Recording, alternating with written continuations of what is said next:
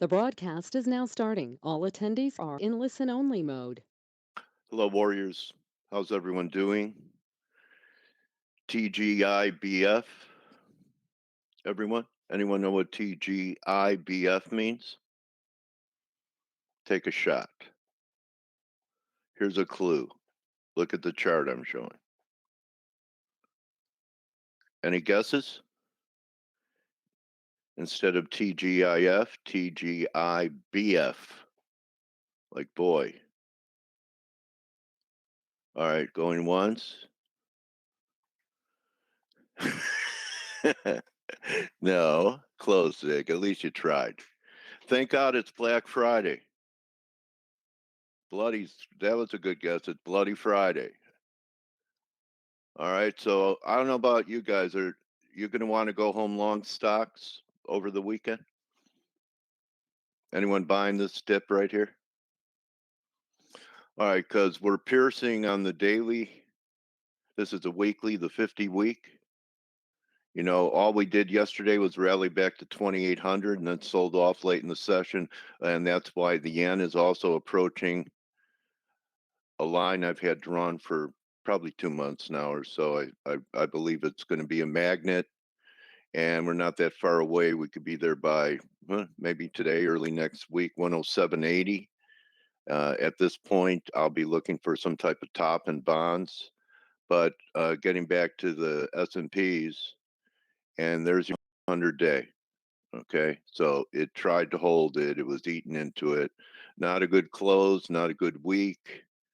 Bulls will say this is just going to be a correction, maybe down to 2640. I'm sure there's going to be some bounces. Maybe we take this low out first at 720 and then try and recover.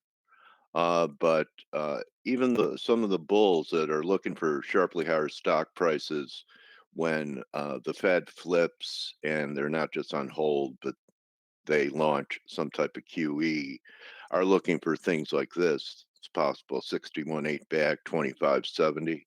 I'm sure there's going to be some type of pop here. The market needs a dollar to weaken, so that's underway.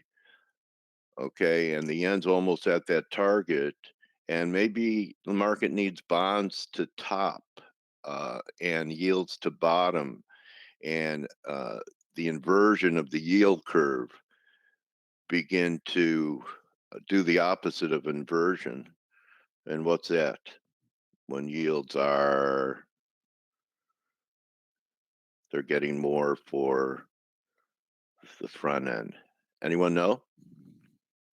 Because we haven't heard about it for a while. And that will help the banks. So here's a look on the yield, the 10-year and the 30-year.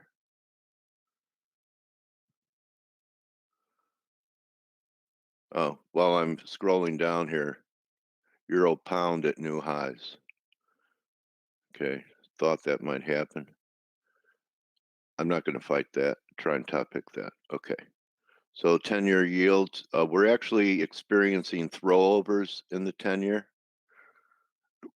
So here's your line, 3 drive line. Yeah, I think I talked about it yesterday. So what you do on a throwover is just let it do its thing and then look for it to re-enter the wedge. And that's a signal. So, and the 30-year, even more acceleration on the throwover. Okay, so I think we're getting close, maybe another three. And some people are talking 213 10-year, 210, 202, but we're getting close, and that's why I bring up the yen, because this could still, despite how ugly the yen looks here, just be a pullback in a bull market, right? I mean, this isn't going to damage what happened here, and this whole thing could be corrective, and then we get something like this from here. With a bond top, you're going to want to be looking at buying breaks in US dollar yen. Everyone get that? That's a correlation. And also the gold should peak on this as well. So metals had a great week. The gold more than silver. So US dollar yen bottoms and gold tops. This could be a great short next week, looking at this. So I hope you guys had a good week. How about it, ping pong? Some great calls made by the crew all week. I think this is the last day or the last weekend for this, guys. So discounts. You know, we may offer a discount. Don't discount all the hard work we do here for you as a community. Of course, it's in hopes that after you see our work for a while, you're going to want to reciprocate and become part of our community. So if you haven't yet, maybe it's time to say thank you. That's a two-way street in life. Otherwise, you end up like that, what's that song? Runaway Train. Runaway train going the wrong way on a one-way track. No, I'm not kidding about anything here, Nelson. I'm serious. For communication section, where you could learn about different types of analysis, all of these, and put together by our team, let alone once you log in and the whole world opens up for you. There's the world. The only reason you'd ever need to leave our website is to execute a trade. Okay, so just making you aware of it. We probably won't have any promos. Let's see, I've been here over 2.5 years. Probably, I'd say maybe the end of summer, something like that. You know, everyone does something in the fall. Maybe something in the summer. We'll see. Anyway, so you can look for confluence. A lot of neutrals here in Euro. And don't forget to talk to our friends. Okay, you know, we do business with friends. If you've noticed, a lot of the guests I bring in, I've interviewed them a few times. You know what? They're not just my guests, they're also my friends. And the people I work with, they're not just, you know, contemporaries or, you know, my associates, they're my friends. And you know what, guys? I know this is not about pips, but there's no higher form of love than friendship. Okay? Even if it's romantic and everything is there, if you're not best friends with your spouse, and then it's just an arrangement, in my opinion. So that's my look on the markets. Everyone enjoy Black Friday. Thank you, Gwen. I love you. And so I'm going to turn it over to one of my good friends. You know, you work with people and you get to know them, and you know, we all, you know, have our ups and downs in life, and I'm so lucky that Blake and Steve and Stell started this service and wanted me. So I hope everyone has a great session to wrap up the week. Everyone wanted volatility. We've got it now. So let's have a great wrap up the spring going into June and build ourselves up so that we're capitalizing all summer long, and Blake is taking over. Good morning, Dale. My buddy. Go ahead. You know, I remember when Steve and Stelios and I were embarking on this development process of putting together ForexAnalytix. So when we were in the building process of this platform and the community, this is about 3 years ago, maybe. And I remember sitting out in my backyard, reaching out to you for the very first time, talking to you on the phone, and telling you that I want you to be a part of this, that we're building it. And at that point in time, you were with FX Street, and you know, things were you were already starting to you know, kind of being open to looking for a new home. So I'm glad that it all ended up working out. Yeah. and you ended up coming over as we completed the product, because you've been a great addition to the team, and so we're really happy to have you part of it. Thank you, bro. All right. All right. So with that being said, what a crazy night. So let's first of all, I You have to know go what back. drove it, Blake, last night? I mean, I'm sitting here Yeah. in my. I What know. was it? What? Yeah, it was the tariffs that were launched Against Mexico? on Mexico. Yeah, Oh my but the thing about these tariffs, now understand that the tariffs are not economically targeted; they are politically motivated. Yeah, because I of say politically immigration. because of immigration. Yeah, It's crazy. you put on tariffs on a friend and a neighbor country, not because trade deal, but this is say his, it's Donald Trump's method of getting what he wants.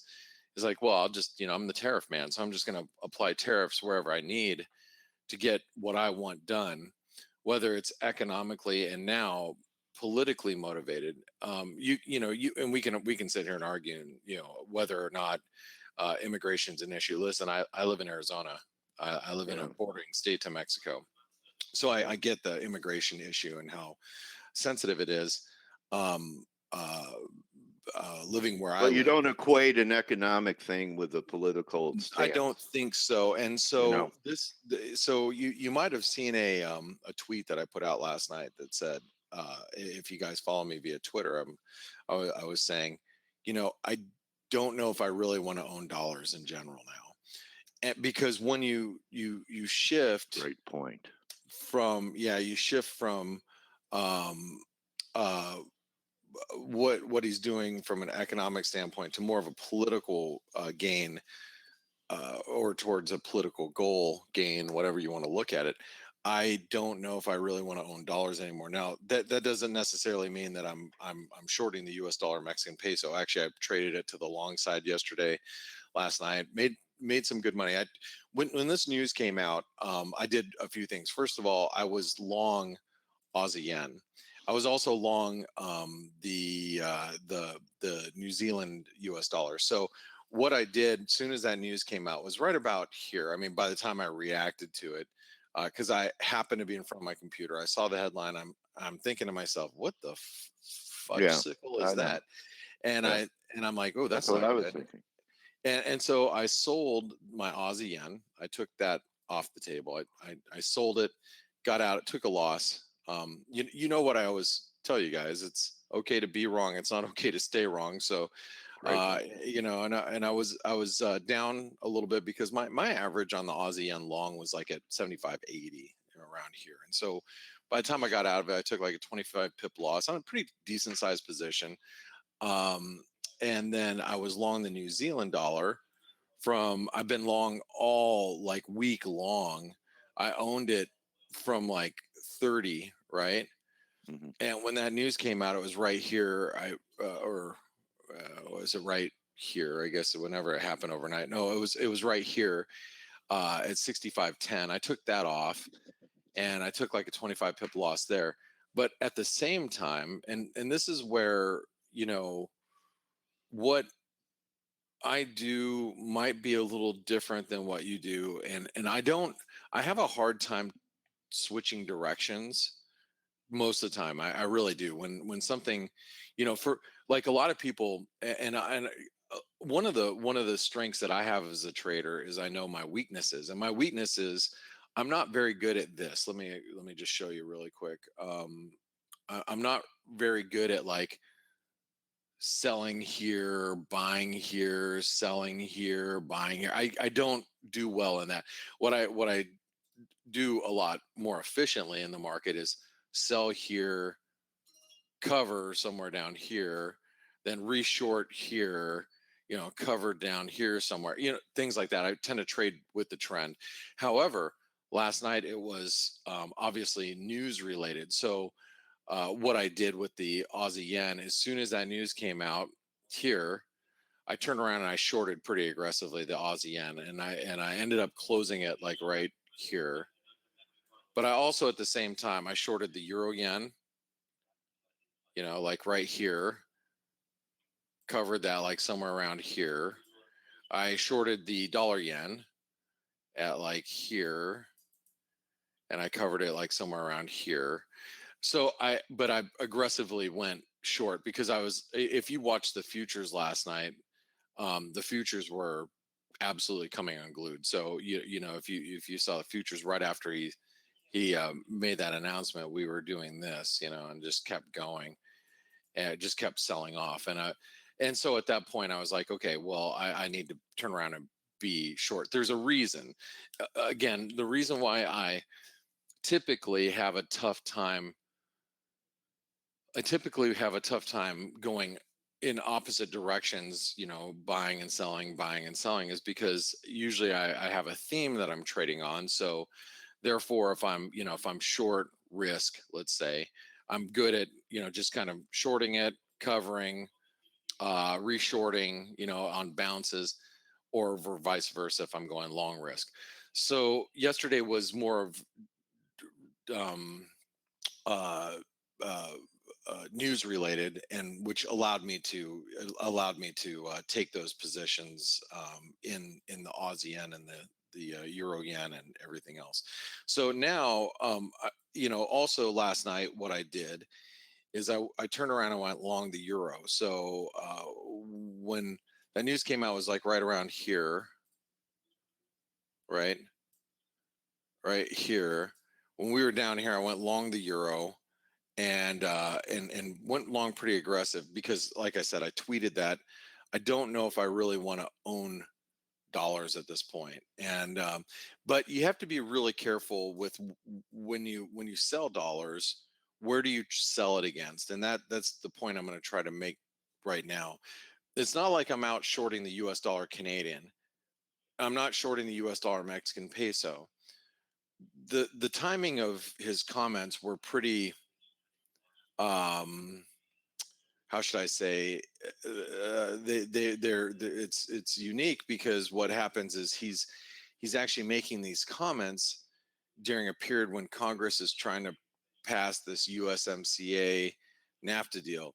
The problem is that deal is probably going to be in jeopardy, not only with Congress, but also with the Mexican um, uh, parliament as well. I believe it's parliament, but anyway, um, with their legislators. So the problem is I don't think I want to buy short dollars against certain currencies, but there are certain currencies that I do want to be long instead of short.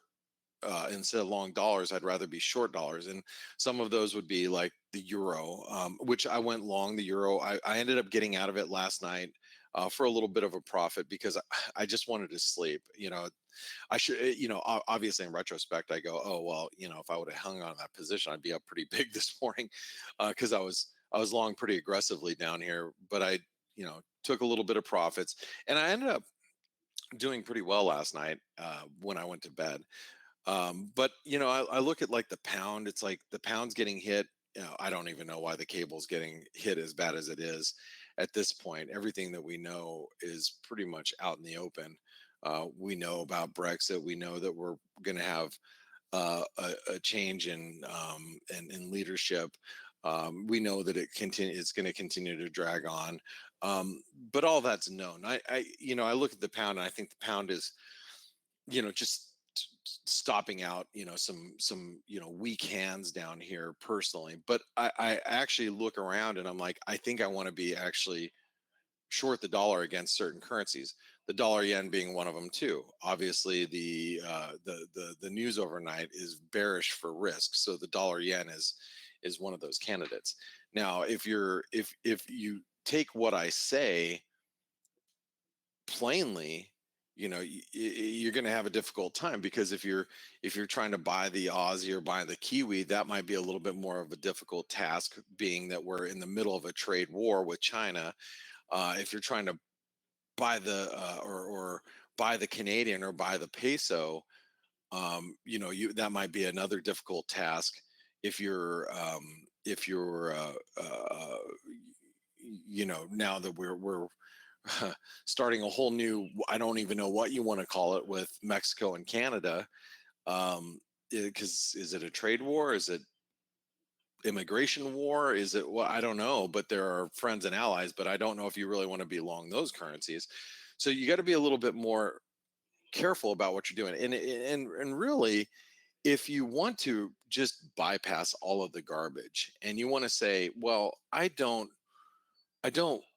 want to even deal with the dollar, then I think there's some better currencies that you can actually trade, like the Euro Mexican peso. This could be a really nice, bullish. I haven't done work on this chart in a while, but this could be a really nice bullish move in the Euro Mexican peso. You could trade like maybe the Euro Aussie on the long side, after we held this support. I've been trying to short the Euro New Zealand up here, but I am a little concerned about it because I think the Euro might start outperforming here. I might, if we get any higher than where we're at, I might have to, scrap that idea at this point. But there's the Euro New Zealand. If you want to play the Pound Aussie just hit the 88% retracement. The Pound Aussie might be a decent trade. The Pound New Zealand, this could be, we're holding above the 200-day moving average right now. I don't know if we're going to break it, based on the risk aversion that we have going on. This might actually be, more of a long side candidate down here on the Pound New Zealand. I'm not long it right now. I'm just kind of talking at the moment. But what I'm saying is if you're going to be short the dollar, you have to do it strategically. You can't just blindly go out and short the dollar, because you might find yourself in a much tougher situation trying to do something like that. So again, let me reiterate. If you're out there saying, and if you have the kind of attitude I have, which is, man, I just don't know if I want to own dollars anymore because things are getting a little erratic with our administration. Not like they haven't been already, but it's worsening. And you have to sit there and ask yourself, do I really want to be even involved in the dollar? And if you want to have exposure somewhere else, you have to do it strategically. And you look at the euro and you go, well, the euro's got its own problems. Have you guys seen Deutsche Bank, the stock? We're just getting creamed here. I mean, I don't know if Deutsche Bank is the right position, but maybe you look at currencies like the pound. Maybe the pound is this is a decent value proposition here because we already know everything there is to know about Brexit. Well, at least a lot of it's known. Maybe you start buying the Swedish krona. You notice how the U.S. dollar Swedish krona has really been underperforming regarding the dollar. You've had the dollar that's been near trend highs. The U.S. dollar Swedish krona is not. It's actually been underperforming for the last couple of weeks. Maybe Sweden is where you want to be. Maybe Switzerland is where you want to be. I know it's expensive to hold dollar Swiss shorts or Swiss longs, but this is very similar to the Swedish krona in the way it's been reacting. So again, or maybe the yen. Obviously, the yen is the obvious choice because the dollar yen is actually now below 109. So, and in my opinion, it looks like the dollar yen is going a lot lower. It looks like we're going to be trading back down below 108. I'd like to sell this on a rally today if we can get a move back to 109. Personally, I just don't know if we're going to see it. It's hard for me just to outright start selling it here after such a big move. I mean, we've had a really big move overnight, but I ultimately I think I want to be short the dollar, the dollar yen.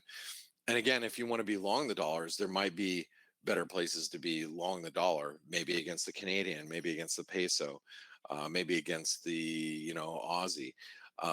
So this is a point in time where I think you have to be a little bit more strategic about where you're buying and selling dollars versus just blindly doing a basket of dollars, of dollar currencies. So anyway, just some thoughts about what's happening this morning. I do want to pass it over to my colleagues here in just a second. But before I do that, I do want to also mention that Look, as Dale said, we don't offer specials on ForexAnalytix that often. If you want to be part of this community, and let me just grab the chat room. You guys can all say hi. Um, here's the chat room. You guys are all on Jumbotron, and and you can see there's us in there, Polly, you know, Stelios, um, Burskman is just a new listener. There's Simon, there's Benedict, there's Iris. I mean, you guys think you're all funny. There's Rick, Jack from South Africa. There's Chi from New York. I mean, and you can see there's, you know, about 100 of us in here. We post a lot of charts. We post a lot of funny stuff. There's a mirror.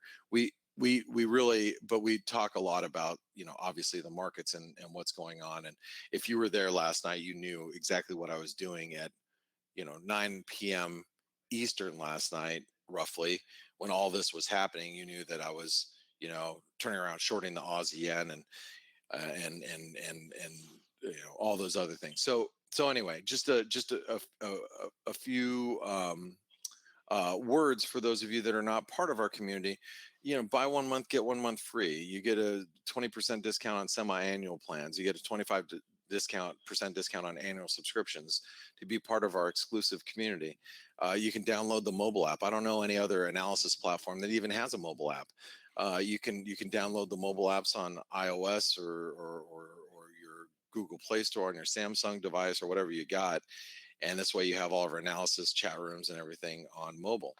So take advantage of that, because we are the offer goes dark today. In other words, after today, you're not going to be able to see that deal or any type of deal for maybe several months, maybe September. We may end up pushing it back till December. We'll figure it out as we go. We only do this a few times a year. So anyway, I'm going to pass it over to Stephen Stelios, because we do have Canadian GDP this morning. You got to watch the Canadian. I think any move back to 135.20 is going to be some pretty decent support, especially if the GDP number comes in strong. If that thing comes in weak, we have a weak GDP number, we could end up having a pretty big rally in the U.S. dollar Canadian, since it is breaking out.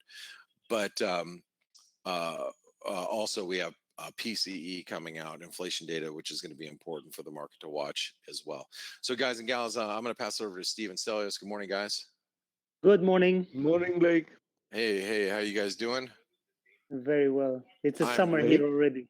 It's summer here too. We were enjoying the beautiful weather up until this week, and then it started to get hot. So. Oh, it's summer here too in San Diego. It's going to be 78 today. Blah blah blah.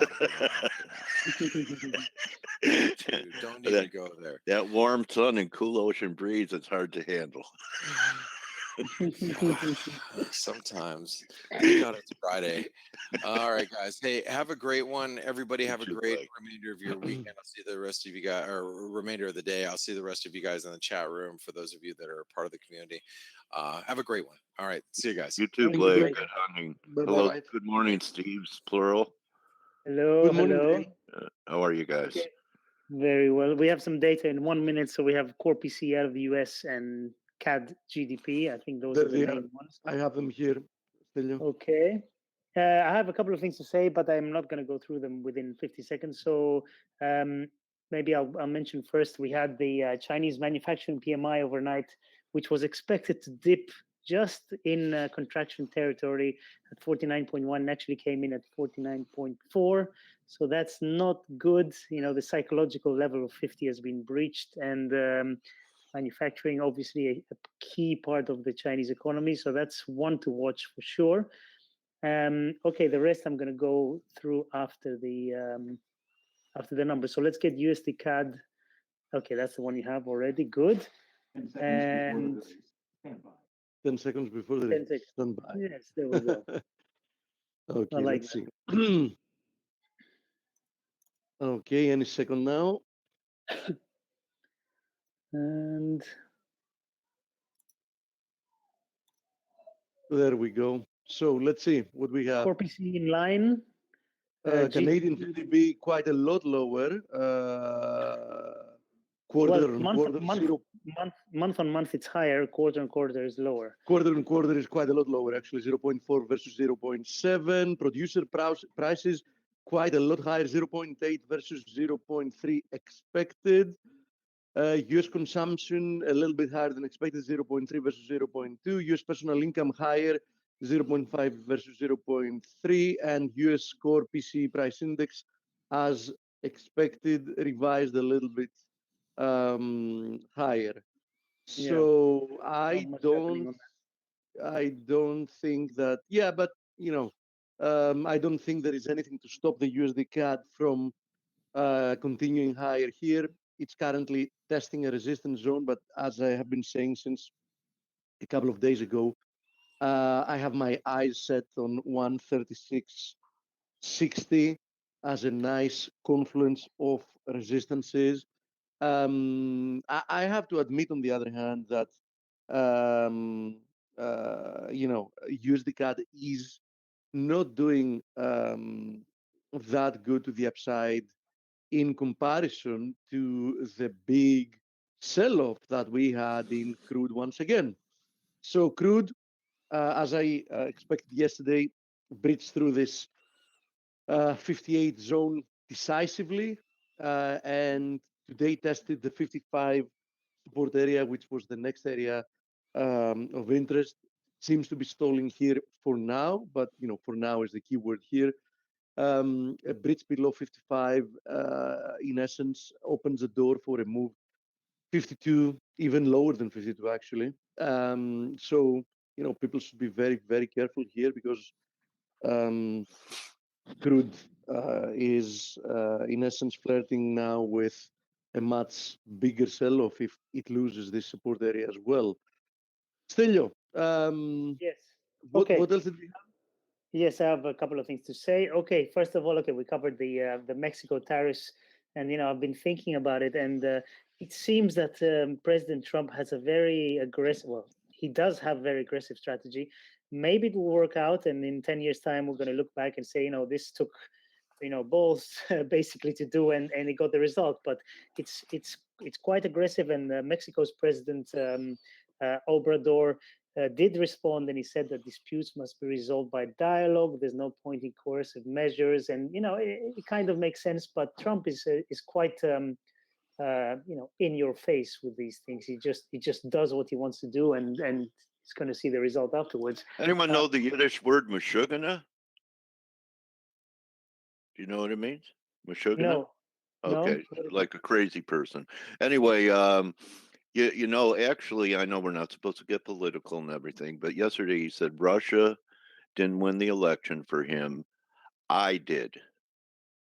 Not the voters that put him in. He won it. Let's fasten your seatbelts, guys. All right?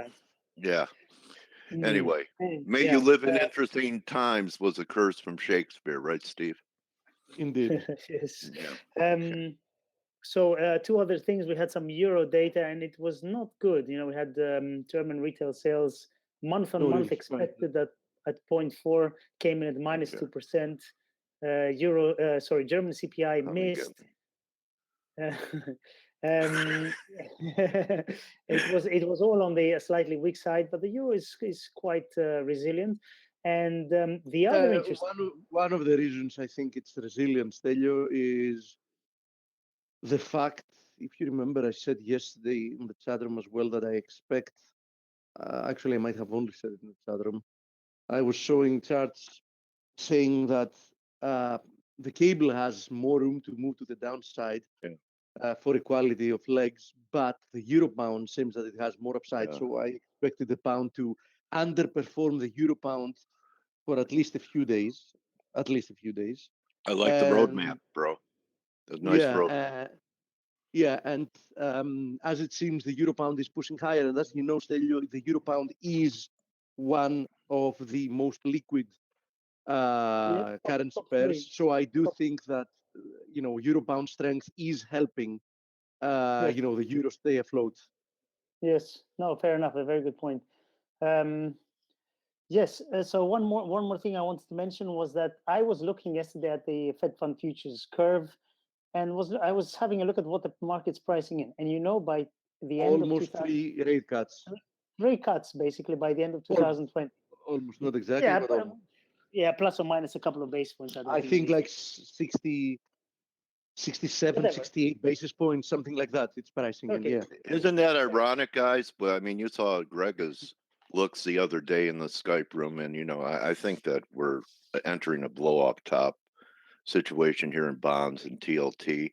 Isn't it ironic that the market is looking for, these eases when we might be putting in some type of high developing in interest rate futures? Personally, I Well, still, Lows and as I yield?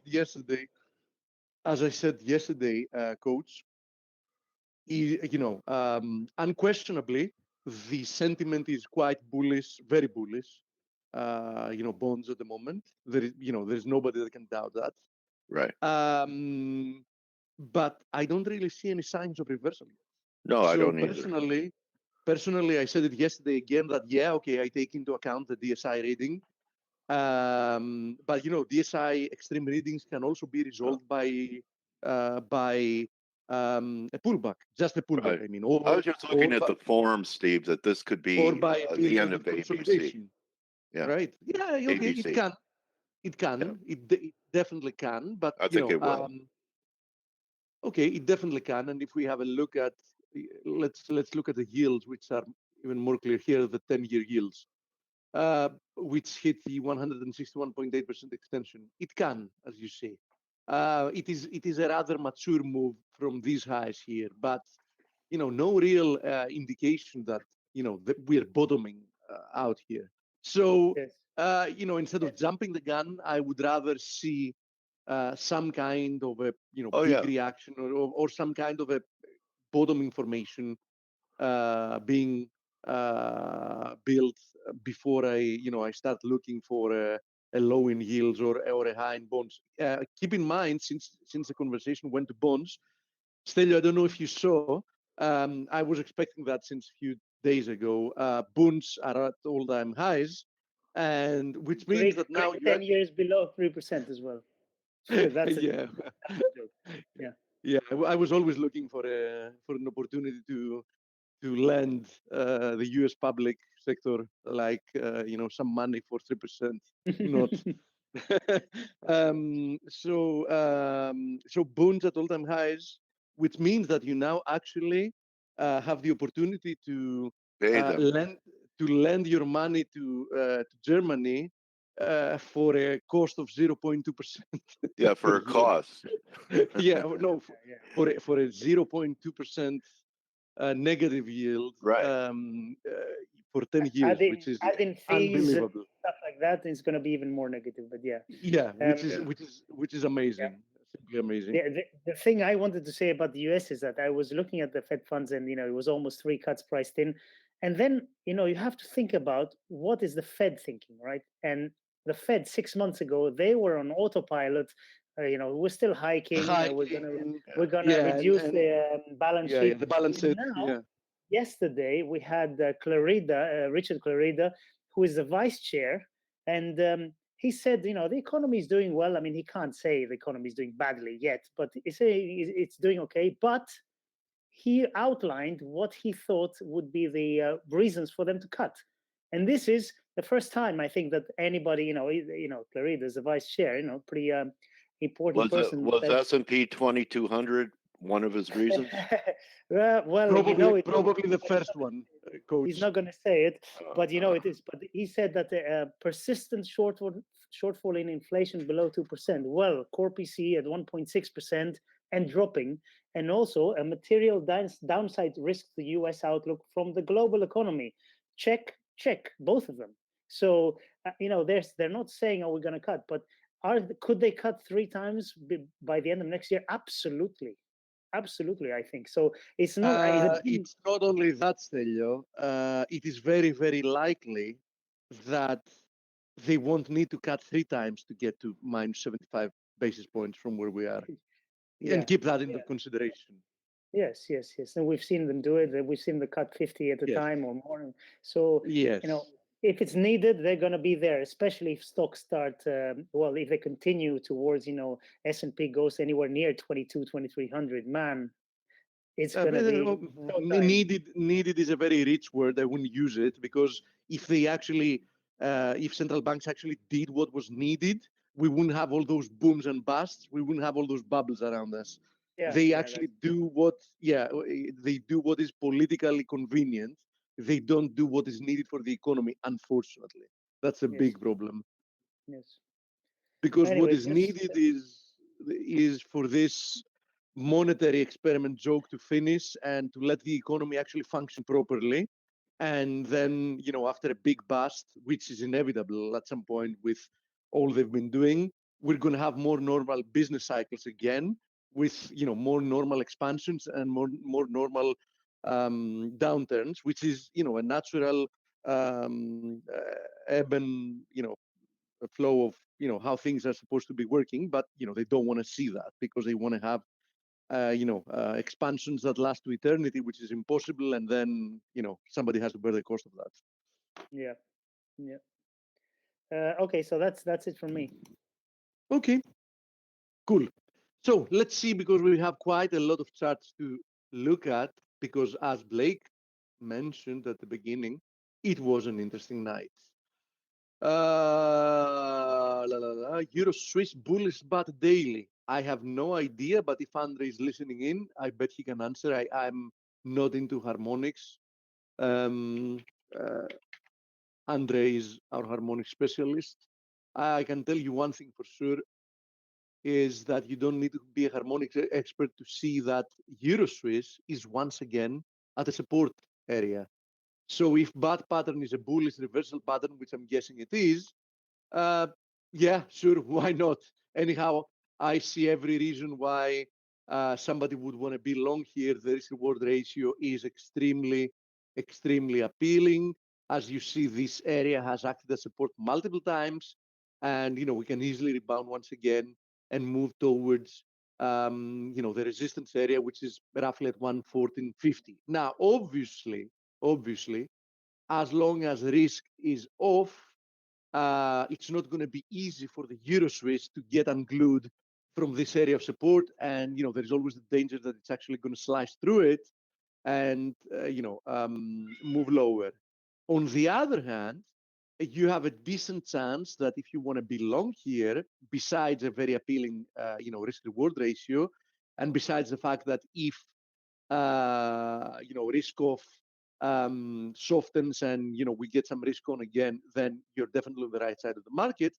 You also have a very decent chance that the S&B is going to be working on your favor, because I'm pretty sure that one of the reasons we've spent some time in this range is also the S&B. So it's a good thing having a central bank, having your back in this case, right? So I see every reason why somebody would want to be long here. Now, let me go back to the USD/MXN, because yes, it was the biggest mover probably of the night, after Blake already covered what happened overnight. Um, uh, Trump imposed even more tariffs on US citizens, because that's exactly how this is. The tariffs are always being paid by the people that buy the imported items. Yes, that eventually can break or damages the exporting party as well, because their products become less competitive. So it's more likely that consumers are going to go for other products. Will that stimulate the US industry? Probably not, because the US doesn't produce several things in many industries. So I don't think that the US is going to start producing things that it hasn't been producing for decades, just because imported items have become somewhat more expensive. But there might be other imported items, that are competitive. Of course, if they're from China, they're also being burdened by tariffs as well. So it's a tricky situation there. In any case, USD/MXN finally broke above this confluence of resistances at 1930 and extended almost to the next resistance area. Keep in mind that this looks like a nice impulsive move, so I would understand why somebody would want to be buying any type of a pullback. But what remains as a fact, and it's going to be the exact opposite situation, it's the exact same situation, but opposite sides for the USD yen that we're going to see after this. Despite this move higher, the USD MXN remains trapped within a long-term symmetrical triangle. You can see it here. And the symmetrical triangle's resistance is somewhat higher, currently passes roughly from 2022, 2023, which means that any kind of move, uh, within the boundaries of this symmetrical triangle doesn't really produce any big technical event to talk about. Okay, so that's something to definitely take into account. As I said, breaking above 1930 was a technical breakout and the development, but within the boundaries of this symmetrical triangle. So, in all actuality, we need to be careful and not have, very, very high expectations because of the reason I mentioned. And the exact same situation, opposite side, applies for the USD yen. You can see why if I zoom out. The USD yen resumed to the downside, which is not a surprise. I expected a resumption lower. The problem being, though, that despite this big overnight move, we are still above this almost confluence now because every single day this triangle trend line is moving higher and higher. Now almost confluences with a 50% fib from this spike low, which is roughly at 108.50. As you see, this is going to be a huge, huge technical level. And, you know, uh, if it was in isolation, if we didn't have this longer term formation, it would be very easy for me to have sorted it already. But I remain very skeptical and I won't be doing so just because of that reason. There is a big chance that this triangle is going to produce support and you don't really want to be sorting right at multi-year support. So risk reward isn't really here. Now, if we do see a breakdown from there, that is definitely going to be a major technical event. And I think it's going to have major implications in a lot of markets, not only Forex. Okay. Now, we have a question about the euro pound. I showed it before. It was expected that the euro pound is going to resume higher. Why was it expected? Simply because this was a textbook. I was showing this on the chat room yesterday. This was a textbook triangle. Okay. So you always expect a triangle to break out in the direction of the prior trend, which is exactly what happened. On the other hand, you would also expect that there is a high probability that this move higher, as you see here, the RSI breakout also confirms the exact same thing that you're seeing here. Now, the problem, though, being that usually triangles are R4. consolidation.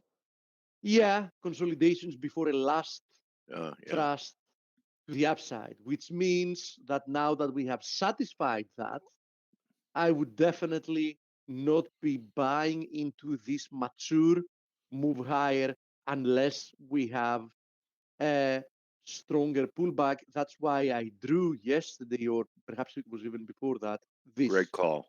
on the chart that, I expected break higher, but, following that, I would expect a deeper pullback to at least retest this breakout area at 87.20, 87.30, which means don't, get caught buying so late on this move.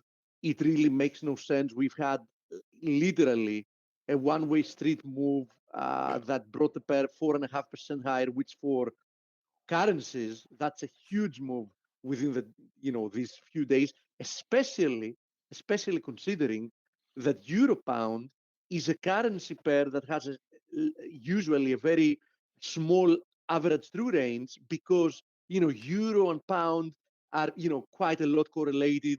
They're um cousins. Cousins. yeah, they're cousins, Kissing exactly. cousins. Exactly. Kitchen cabins, yeah.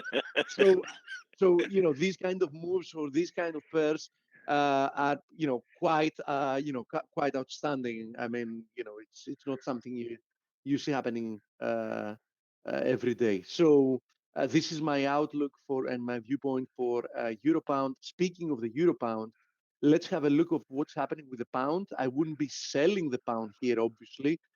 I think it needs guts to try to buy it, though. You can see it even on the daily chart. We have a 1, 2, 3, 4, 5. Yeah, and you called Uh, that yesterday, Steve. I paid attention to it yeah, because there were all kinds of divergences. But you said this is a 4 with a 5 to come to take out that low. Great call. yeah, and confluence of supports here, and an ideal 1 equals 5 target coming at 125.40. We almost made it there today. The lows of the day was roughly at 125.60. So, okay, ballpark, we were there. I mean, 20 pips here, Yeah. 20 pips there. What is that among friends, right? I say close enough for government work. Yeah, exactly. So, bottom line, although I wouldn't advise somebody to be buying it here unless you know how to handle, counter trend trading. But usually, you need to know what you're doing to trade counter trend. I would definitely not be selling it down here. Let me make that very, very clear, right? I wouldn't be selling it here. Exactly as I said with the euro pound, this move now looks quite mature. And I think that even a corrective pullback can easily bring us back towards 125, 128, 128.60, both of them 127.80 to 128.60. Actually, this area has several resistances. So I think people should be very, very cautious about that. Even some mean reversion, I mean, as you see, the daily RSI is the second time within a few days that is hitting oversold territory, should be sufficient to produce some type of a pullback, which can easily be like 200, 200, 250, 280 pips, and still remain in bear mode. Okay. So this is my outlook for those two pairs. Now, having to do with the Euro USD, it's obviously holding better. And one of the reasons, as I mentioned before, is what is happening with euro pound. It's actually trying to post, if we zoom out here on the daily, you will see that it's actually trying to post here a morning star formation on the daily chart, which is going to be a very interesting way to close the week and the month, right? Keep that in mind. Today Yeah. is the last day of the week. It's also the last day of the month. And So that's going quarter, to be uh, isn't it? no. No. No. And century. Yeah, and century, yes, yes. Happy millennium, everyone. I think Blake said we were also at the end of the quarter being June, the end of June, right? Yeah, it's the end of Yeah. June. Okay. So I'm paying quite close I attention blamed to it that. on Blake. Keep in mind also, coach, as you see here, this 111.10 area has already acted as support in multiple occasions recently, while the daily RSI is Yeah. clearly diverging, right? I Yeah. mean, the previous low of the daily RSI was at 38, quite decently above the oversold territory. Okay. So, for all these reasons, I would be quite careful here with the dollar index, which we've been, talking about before. Let's move to that. And here we are. So even a potential triple top somebody for somebody that wants to look at it, there it is. Now, is this a triple top? No, it isn't. Why isn't it? Because we still haven't violated Yeah. the uptrend. Okay. Where does It that come is in? though, 97.20-ish, something like that? I would say that with this ascending trend Yeah. line ascending, Yeah. and with this previous low here being at 97. 97.03, Okay. 97.05, whatever it is, All right. I would say that a move below there will most likely accelerate developments to the downside. Obviously, And one way or another, it's quite obvious that there is a loss of momentum. Of course, there is always the possibility of some explosive acceleration to the upside to break above this. There Yeah. is always a possibility because we remain in an uptrend. But if we break below 97, I would start being extremely careful being long the dollar. Especially with how crowded the long side is. Yes, yes, yes, Yeah. exactly, Okay, buddy. exactly. So I would still remain very, very cautious with the dollar. But as I've been saying for several days, I'm not ready to sell it, right? I'm not buying it, in any way. There's no question about it, but I'm definitely not ready to sell it. I think it's a little bit dangerous because, as I said, there is always the possibility of a breakout from this area of resistance and an acceleration higher, because you can be more than certain that after spending, several days consolidating with this resistance in place, there are several stop losses that have accumulated above that area. At Yeah. least one, as you, Dale, would say, right? Yeah, at least there's one above 98.30 something. Yeah, yeah. There is. Coach, give me 10 seconds because I need to plug in my headphones because they're running out of battery. Give me. Okay, sure. So everyone, have a good weekend, Face. Enjoy the guests. Enjoy Okay. Steve. Steve really gives one of the best reviews of the board I've seen in the industry. We're lucky. So, thank you, Coach. So, this is what I see with the dollar index. Obviously, we have some pullback today. And one of the major beneficiaries, especially because of the combination with the risk of mood, has been gold, which isn't really putting in place any major candlestick to talk about, but it is so far probing the area above this descending trend line. But as I said, I want to see this previous high being taken out for me to to start looking higher. Alternatively, a move below 1265. So I think you need to be a little bit patient. There is a chance that we're going to close the week and the month still trapped within this 1265, 1300, 1301 area. But I really want to see what's going to happen, especially first days of the month. Monday, Tuesday. I really want to see if we're going to have some development there because Gold silver ratio could be making a new high here. of course it is. Of course it is pushing higher. I mean, there's no question about it. Here it is. It's not making a high in the sense that we had that spike there, but Yeah, it might okay. actually have an all-time high close right today. It might. Right. So yeah, it still keeps pushing higher.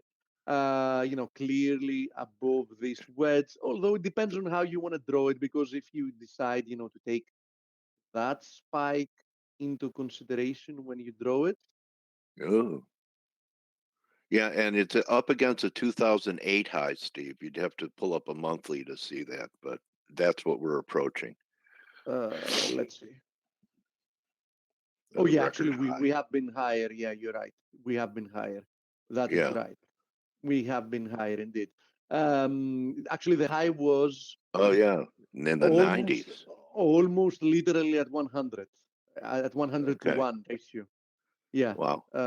At the highs actually, which was at 90, gold was valued 100 times silver. Okay, that's quite interesting. Yeah. 3 drive. Okay. Yeah. I see them everywhere. In my sleep, I'm seeing 3 drives now, Steve. Copper, by the way, still on its way lower. We've already covered this multiple times. Platinum, no respite here, on its way to 778. And silver, unchanged on the day. So as you see, it's not really benefiting from this move, still being capped by this descending trend line resistance. I would definitely want to see a move above 1460, as I was saying yesterday, but even to be more sure about above 1480, that would make me more comfortable, for looking upside targets. Keep in mind that to this 1480 area, we now have both the 50 and the 200 daily moving average is converging there as well. So I think that's going to prove to be quite an important level. Keep in mind that, in my opinion, having to do with long-term opportunities, especially considering that silver is a tangible asset. It's an item. It's a commodity with intrinsic value, and considering that usually commodities tend to have fat tails to the right-hand side, I think that very low prices give you long-term buying opportunities. Personally, I think that silver is much closer to a good buying opportunity than to anything else. Can it move lower from here? Yes, it absolutely can. It can even make it to single digits, that low that we had over there. But I do think that accumulating some um, in physical form especially, is definitely going to prove a good long-term investment. Silver cannot go to zero. Gold cannot go to zero. They cannot even go near those levels for multiple reasons. They will always retain their value because they actually have multiple real-life applications and a lot of interesting physical how's it called? Properties. Yeah, properties. Yes, that's the word I was looking for. Thank you very It much. also has eons of time to build the case before the Oh yes, United States of absolutely, America was even absolutely. an idea by thousands of years. So Absolutely tested and accepted by humanity as real money for eons, as you said, Coach. yeah, So that counts for something. Now, we had a question about the pound yen, and the pound yen was a magnificent trading opportunity. Unfortunately, I didn't take that. I was involved with other stuff. I have no complaint. It went well. It was a nice rectangle. When it broke to the downside, that was the target. The green line you see here, we actually penetrated through that green target. And, we keep on moving lower in a very impulsive manner. As you see, the daily RSI having reached 18 is definitely a testament to that. We're now slicing through the 61.8. So two things here. First of all, yeah, you shouldn't be selling it here because where would you put your, where would you put your stop loss? And what would your target be? So it makes no sense. Now, can it still move lower? Yeah, it absolutely can. In any case, I would definitely think that the market is going to be looking to sell any type of a decent rebound here. 138.10 is probably first area of resistance I would be looking for. So it remains bearish, and it is what it is. As I said, too late to try to catch a train to the downside, not from where we currently are, but definitely no reason to believe that it can't move lower from here, especially if you see the USD yen for any reason break through that multi-year symmetrical triangle, then you can expect the vast majority of the yen pairs to be decimated, literally decimated. Okay. DXY, we covered that. Why USD and Euro are both strong at the same time today. I wouldn't say that the DXY is strong. The DXY is lower today, actually. Yeah. What about palladium? Nothing to mention about palladium because palladium is still consolidating here. I mean, it has rebounded slightly, but it can still, resume lower. We might have found a tradable low at this spike low here, but the evidence are not enough yet because the price action since has been quite choppy. So I would remain quite careful with palladium here personally. I wouldn't be shorting or buying it at current levels. I don't see the risk reward, and I don't even see any real clarity from a technical perspective. So I'm still holding 1/3 of my initial short position. I'm deep in the money, so I don't have to take such a decision at the moment. But if I had no position, I would definitely not look to to add such a position here. My pleasure, Antonia. you have What was groupies. uh, Don't tell your Uh, wife. I think She knows you have groupies, but she's your number one fan. Yeah, I think Oh, you hesitated. she has no reason not to feel safe. We've been together for a century, and all is well. Well, USDs are still above this triangle, currently consolidating at an important area of resistance, both a 61.8% feed from that move lower, and as you see, this also is an area of support resistance. My intuition tells me that path of least resistance remains to the upside. Okay, for a move perhaps towards that 61. So that's what I think. As long as we remain above 1445, I think that the path of least resistance remains higher. I know they're not very popular, and I'm going to finish up with those. But since Blake mentioned the Euro MXN before, I want to show a few Euro pairs. And I want to start by the Euro MXN. The Euro MXN is actually within this formation. You can view it as a descending wedge. Okay. So in my opinion, that would be quite an interesting breakout to the upside if we break out above that, because that would probably lead to a much bigger appreciation. Now, another euro pair that I wanted us to have a look at is the euro NOK. I know that Stelios loves the euro NOK.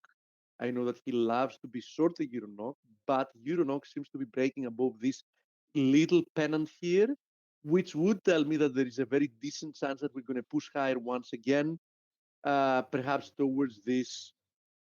As you see, this is a multi-year ascending wedge, so towards resistance once again. That would be a very interesting area to be short, but in the short term, I think that we're looking at a possible bullish breakout that can extend, even if we want to measure an equality target from this low to this high to this low. Voila, this actually targets the highs, as you see, very close to that previous high and to that ascending wedges resistance. Okay, so I think that a move towards 10.05 is very, very likely. And Eurosec, another one I wanted us to have a look at, as you see, ascending wedge as well, but within that maintains a bullish bias. So far, it's holding this previous low, this previous high as a low. The 50 DMA is also there. I'm also monitoring this ascending trend line. So that's it. Those were a few bonus pairs. Let me finish up by saying that you only have the weekend to take advantage of this offer. The next one is going to be in September, end of September, as we usually do. So take advantage of that. The offer is going to be done by the end of the weekend, and then you'll have to pay full price. I think the buy 1 month, get 1 month free if you're not sure is a great opportunity for you to test out our services for 2 months just by paying for one and become part of our community. Coach, thank you very much for tolerating with me for another week, and we'll see everybody again on Monday. Okay, go ahead. Do our tagline. Don't just count your pips, count your blessings. Have a lovely weekend. Yes, everyone. Ditto. Enjoy. Adios. And come hang out with us in the chat room after face. And we're giving you a discount to do it. Surround yourself with traders better than you, and you're going to get a lot of support in there. You might even make a friend, find a husband, maybe a wife, a date. Who knows, huh? Anyway, that's it, guys. Have a great weekend. Thank you, everyone. Adios. Thank you, Steve. Thank you, Stel. Thank you, Blake. Let Go me ahead. remember to say something last. Sure. The link, we should have said it earlier. Oh, yeah, yeah. The link to Face Webinar and the platform for the Face Webinar is going to change starting on Monday. We're moving on Zoom. We've already moved the rest of the webinars. We're very happy. It's a better product. So you're going to receive an email, a reminder email that's going to have the new link. Make sure you follow that to join us on Monday. Thank you, Coach. Okay, buddy. All right. So everyone, see you in the new room powered by Zoom. Our accounts are going to go boom in there. All right. And I mean good boom, not bad boom. So enjoy Black Friday, everyone, and see everyone on Black Monday. All right. And then turn around Tuesday. Adios.